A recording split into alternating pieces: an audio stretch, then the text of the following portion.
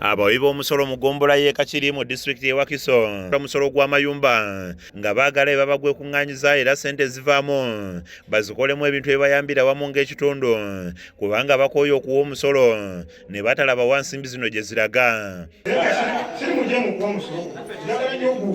Buli muntu kakupulangire ssente zaago nga bwe ziri okuteesa kwange tekuli. Bwe tutawa emisolo tetusobola kugikulaakulanya naye tuwa emisolo ate bwe tumala oggibwa tuteeke ku nninga abo abagikutte okulaba nga ssente ezo zikola ebyo byennyini ebirina okutuyamba ng'abantu. Bano babadde mu lukiiko lw'abawi b'omusolo gw'amayumba mu ggombolola eno oluyitiddwa akulira okusolooza omusolo mu disitulikiti y'e Wakiso David Kabale ng'abadde wamu n'omumyuka wa ssentebe wa disitulikiti eno Bettina Nantege kw'ossa n'abakulembeze abalala nga Kabale ayanjudde ensimbi ezikuŋŋaanyizibwa mu musolo gw'amayumba eziri eyo mu bukadde 39. Twakuŋŋaanyayo obukadde 39 era nga tubanjulira ssente ebitundu 75 ku buli 100 ezirina okudda gye bali mu buweereza. Kwatako twekulaga nti ebitundu 75 mu abantu abawadde omusolo mwe mubisalirawo ki kyebigenda okukola ki okukola. Era olwayo tuyisizza ekiteeso nga kyakusobola kugula kifo ekigenda okuyibwamu kasasiro yenna okuva mu Kakiri saabu kawunte.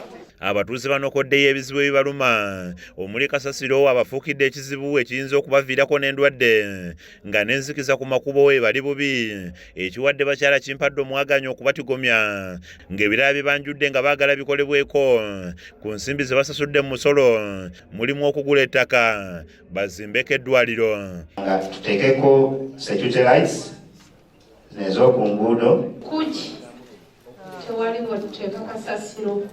Nze nange ensonga ya kasasiro naye kikandwa kasasiro mungi. Abantu bakkirize ensimbi zino tuzinoonyemu ekifo eky'obwannannyini nga kya ggombolola y'e Kakiri.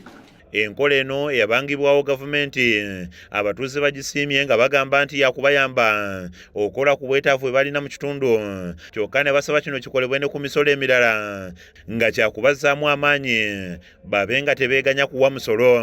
Kuba omusolo guno ogwa property tax we gwajja 75% abantu ne babasomesa nti edda ku byalo byabwe kitumbudde nnyo abantu baagadde nnyo okukola kuba teri nkola ng'eri ebadde enkola nti ssente zonna zigenda mu ssenta naye kati 25 bwebanga edda ate abantu ne beesalirawo ki kye bagenda ogikoleramu.